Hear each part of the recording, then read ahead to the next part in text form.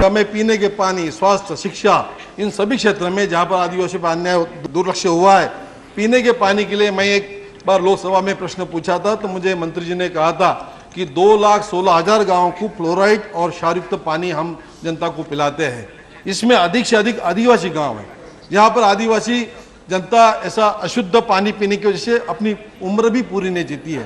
तो 48-50% से कम आदिवासी क्षेत्र में शिक्षा का प्रमाण है और शिक्षा से हम वंचित हैं। स्वास्थ्य सेवा में हमें पूरी तरीके से स्वास्थ्य सेवा नहीं मिलती।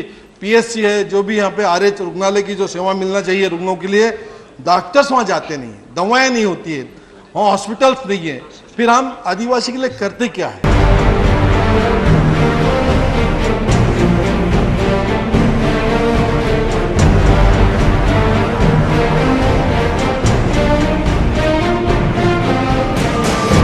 ये कैंसर से बीमारी से भी खतरनाक बीमारी है। इस बीमारी में जो बच्चे इस बीमारी से त्रस्त होते हैं वो उनकी उम्र कम हो जाती है, वो पूरी उम्र जी नहीं सकते हैं।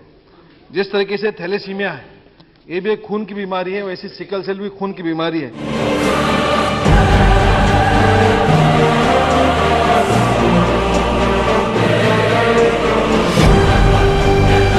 ITI ऐसे तंत्र, पॉलिटेक्निक, ये अगर हम शहरों में बनाते रहेंगे तो आदिवासी बच्चों को कब हम तंत्रिक शिक्षण देंगे? बच्चों की संख्या और महिलाओं में खून की कमी और पुरुषों में भी कुपोषण, इसका प्रमाण जब WHO ने जो दुनिया में जो रिपोर्ट सादर की, यूनिसेफ ने भी रिपोर्ट दी है, उसमें हमारे देश में बच्चों, दुनिया में सबसे अधिक बच्चे कुपोषण से मरते हैं। उसमें सर्वाधिक बच्चे आदिवासी के होते हैं। सर्वाधिक कुपोषित महिलाएं, सर्वाधिक जिसमें महिलाओं में खून की कमी है, इसका प्रमाण आदिवासी क्षेत्र में सर्वाधिक है।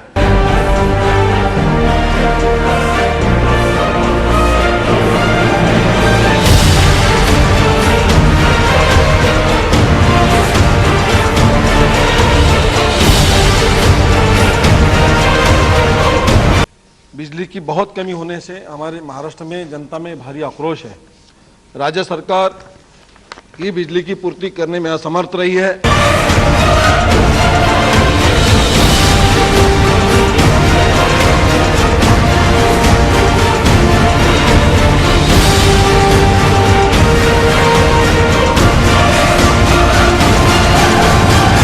कोयला मंत्री जी यहाँ बैठे हुए हैं, इनको आज तक ये नहीं मालूम कि कोयला क्या है। इन्होंने आज ही सुबह में यहाँ जॉब में कहा है कि हमने प्राइवेट में, निजी क्षेत्र में अपने कोल ब्लॉक का आवंटन किया है। 208 ब्लॉक इन्होंने बांटे। सुबह में ये गला फाड़ फाड़ कर कह रहे थे कि जिस कंपनी ने निजी क्षेत्र में काम नहीं किया है उन्हें हम कैंसिल करेंगे। इनके जिस तरीके से काम किया जा रहा है, कोयला क्षेत्र में हो, कोयला क्षेत्र जो है भारत देश की संपत्ति है। मैं इसको दोहराना चाहूंगा कि देश की 120 करोड़ की यह संपदा है। आपने 120 लोगों को बांटा है।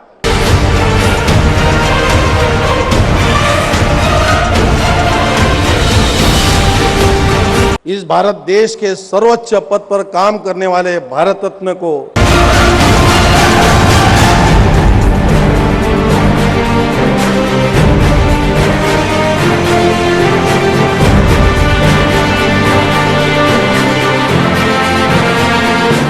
इस भारत माता के इस सुपुत्र को जिन्हें हमने भारत रत्न से नवाजा है, ऐसे श्रद्धेय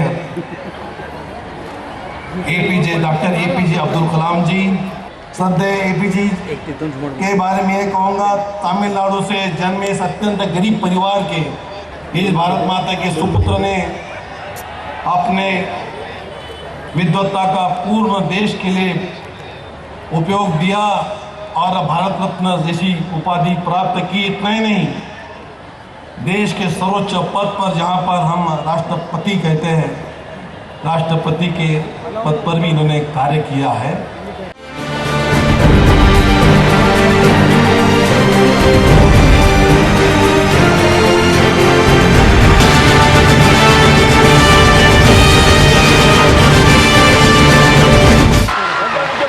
Shri Hansraj Ahir, Honorable MP,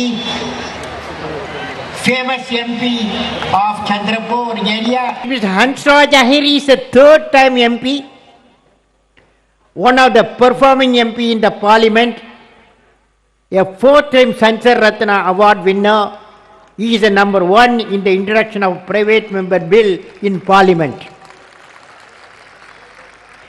He has introduced, I understand, land acquisition bill in 2007 as a private member bill. And he has been a role model MP for the youth, particularly when the parliament witnessed frequent disruption and adjournments. We need number of role models in parliament so that we can have a peaceful parliament. Media should celebrate the top performing MPs and the role model MPs who participate in the debate and celebrate the parliament democracy irrespective of the parties rather than focusing on the MPs who disrupt the parliament.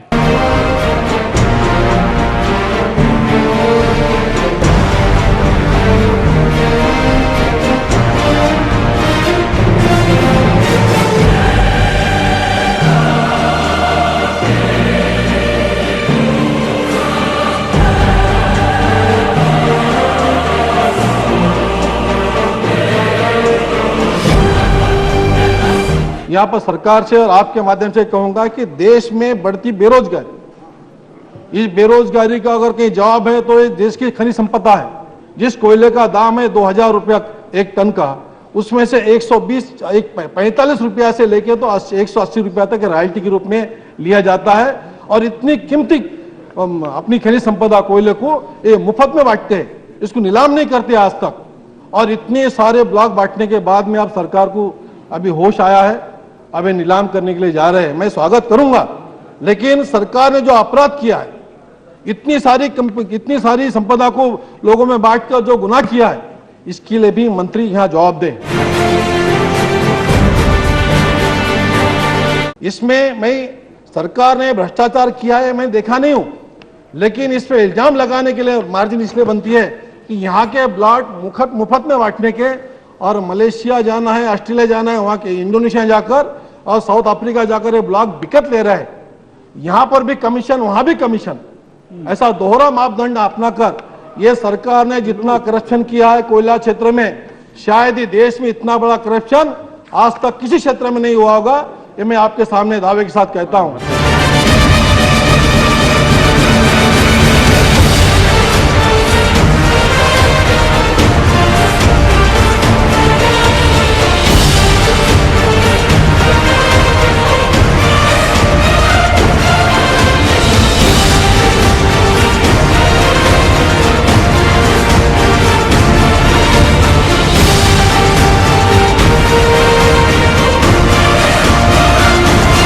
Our correspondent Maria Shakil met up with the man who unravelled this scam, Hansraj Ahir.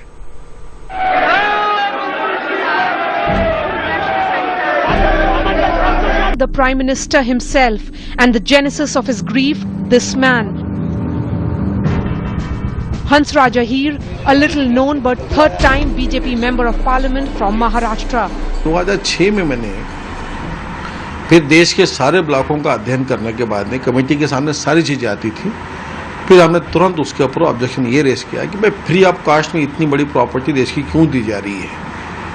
फिर हमने पहला पत्र लिखा और objection लेते समय ये कहा कि इस पर कोई ना कोई टैक्स लगाया जाए, रेवेन्यू उससे वसूला जाए।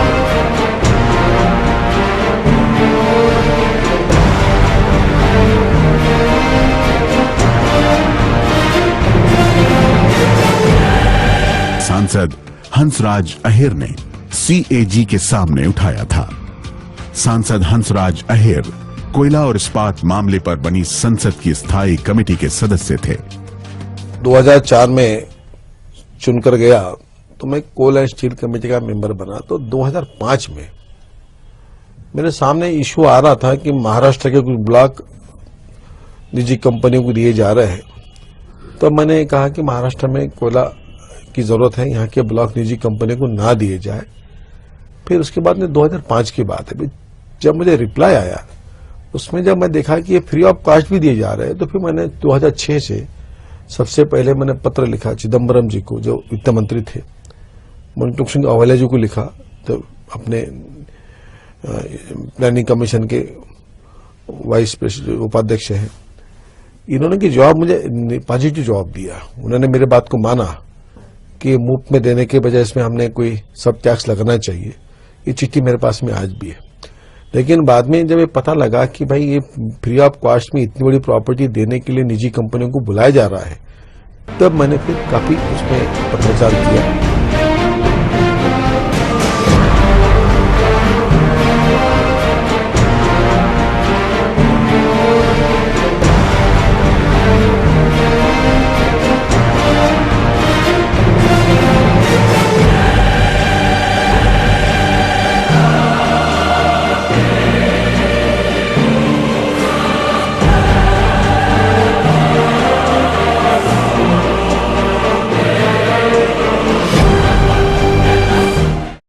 चीज आपने संसद में उठाए हैं, तो अब जो सीएजी की रिपोर्ट आ गई है और आपकी आशंका थी, कितनी पुष्टि हुई उससे? सीएजी की रिपोर्ट ने ये साबित कर दिया है कि देश में कोयला मंत्रालय के माध्यम से जो कोयले के ब्लॉकों का आवंटन किया गया निजी क्षेत्रों में, जी, इसमें धांधली हुई, जी, इसमें अनियमितताओं के साथ में जी, देश का भारी नुकसान हुआ है। जी, और उन्होंने स्पष्ट कह दिया है कि ऐसे आवंटन से जी, देश की बड़ी ऐसी धनराशि का, राजस्व का, जिसमें 1,80,000 करोड़, 86,000 करोड़ का नुकसान होने का उन्होंने स्पष्ट किया है। इसलिए हमें जो आशंका ही नहीं, हमें तो पहले से ही पता था कि इसमें नुकसान हो रहा है देश का और भ्रष्टाचार भी हो रहा है। वो इस रिपोर्ट से, सीएजी की रिपोर्ट से स्पष्ट हो गया है।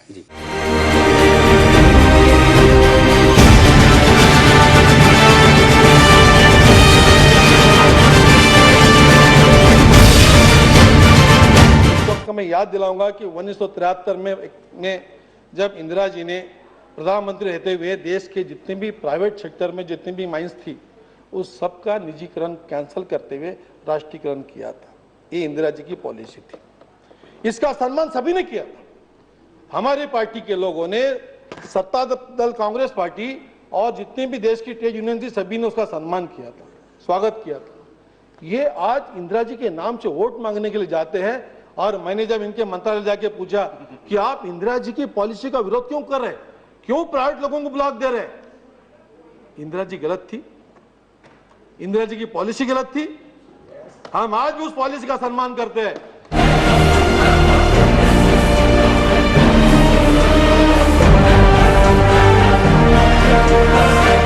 किसान का नेता कैसा हो, किसान का नेता कैसा हो, भारतीय जनता पार्टी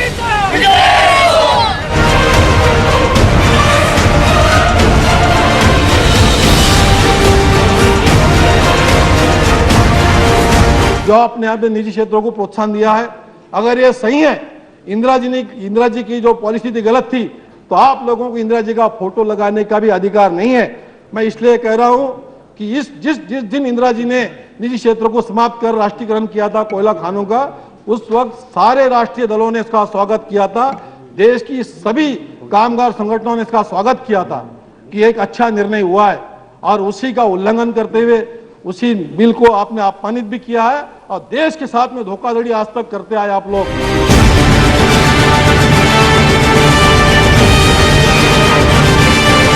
ये सरकार ने जितना करप्शन किया है कोयला क्षेत्र में, शायद ही देश में इतना बड़ा करप्शन आज तक किसी क्षेत्र में नहीं हुआ होगा।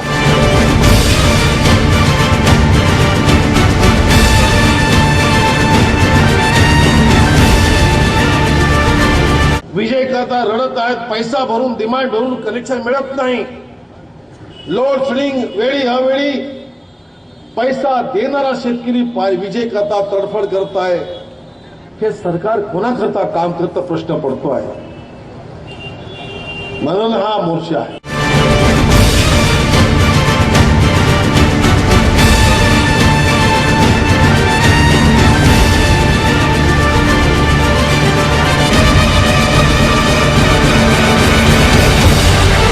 शेतमालाला भाव देत नाही तुम्ही, शेतीला पाणी देत नाही, वीज देत नाही, शेतमालाला भाव नाही, पाणी नाही, वीज नाही, गावाला रस्ते नाही, पिण्याचं पाणी नाही.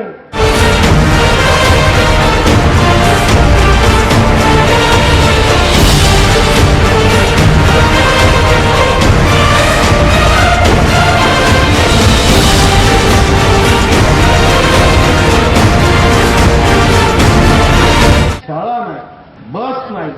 म्हणून मी काल जेव्हा निघालो तरुणामधल्या मी भाषणामध्ये सांगितलं, या देशात सर्वात अन्यायग्रस्त समाज कोणता, तो शेतकरी.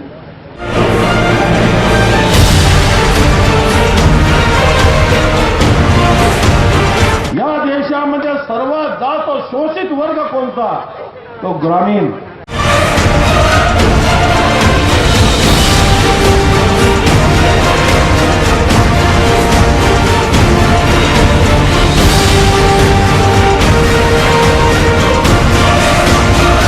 जे काही होत आहे ते सुप्रीम कोर्ट करत आहे, जे काही होत आहे तो सीबीआय करत आहे, पण सरकार म्हणून सरकार अजूनही काही करायला तयार नाही.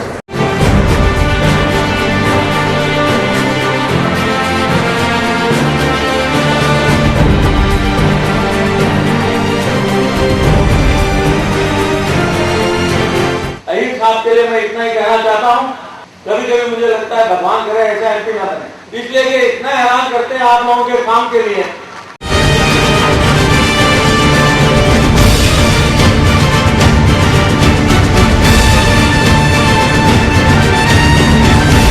श्री हंसराज अहीर यह बहुत सम्मानीय सदस्य है, बहुत अच्छे बढ़िया एमपी है.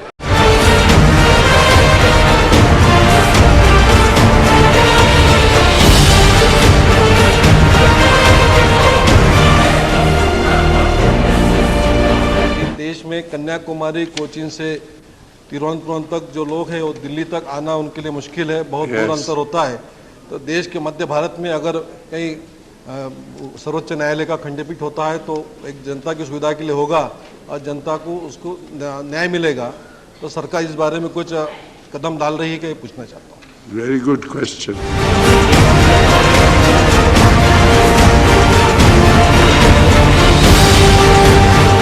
जर सरकारला खरंच गरिबांवर पुळका असेल तर या गरीब शेतकऱ्यांना हात लावू नये. त्यांना मी आव्हान करतो, हिम्मत करावी त्यांनी, चॅलेंज करतो मी त्यांना की त्यांनी या देशामध्ये अनेक उद्योगपती आहेत, त्यांच्या घरामध्ये एकापेक्षा जास्त कारखाने आहेत. या देशामध्ये असे अनेक व्यापारी आहेत की त्यांचं एक दुकानापेक्षा अनेक दुकानं आहेत त्याच्यापाशी. या देशामध्ये असे अनेक कुटुंब आहेत की त्यांच्या घरामध्ये एक लायसन्सच्या ऐवजी 10 लायसन्स तुम्ही सरकारी लायसन्स त्यांना दिलेले आहेत. असे अनेक कुटुंब आहेत की त्या कुटुंबामध्ये सरकारने पती पत्नी मुला मुलींना नोकऱ्या दिलेल्या आहेत. त्यांनी हिम्मत करावी, त्या चौघांपैकी एक नोकरी ठेवावी, बाकी नोकऱ्या काढाव्यात. हे सरकार करणार नाही, कारण सरकार फक्त शेतकऱ्याचं शोषण करण्याकरता या देशामध्ये काम करीत आहे.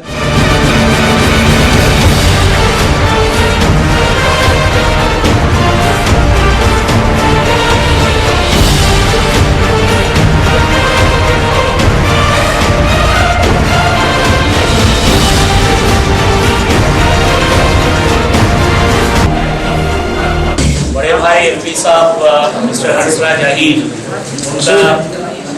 उनका चेष्टा से उन्होंने सब कोशिश किया जो सिकल सेल एनीमिया का जो संशोधन होता है उसका एक सेंटर चंद्रपुर में लगाया है.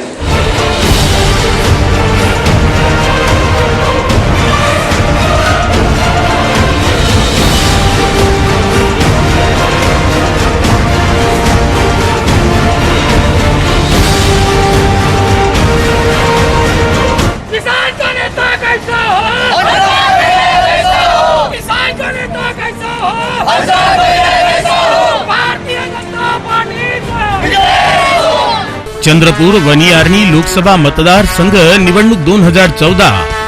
भाजपा शिवसेना रिपाई आठवले गट, स्वाभिमानी शेतकरी संघटना, राष्ट्रीय समाज पक्ष महायुतीचे अधिकृत उमेदवार श्री हंसराज गंगारामजी अहीर, श्री हंसराज अहीर यांच्या कमळ या चिन्हासमोरील बटन दाबून यांनाच प्रचंड बहुमताने विजयी करा. मतदान गुरुवार दिनांक 10 एप्रिल 2014, वेळ सकाळी 7 ते सायंकाळी 6 पर्यंत. श्री हंसराज अहीर यांचं निवडणूक चिन्ह कमळ कमळ कमळ.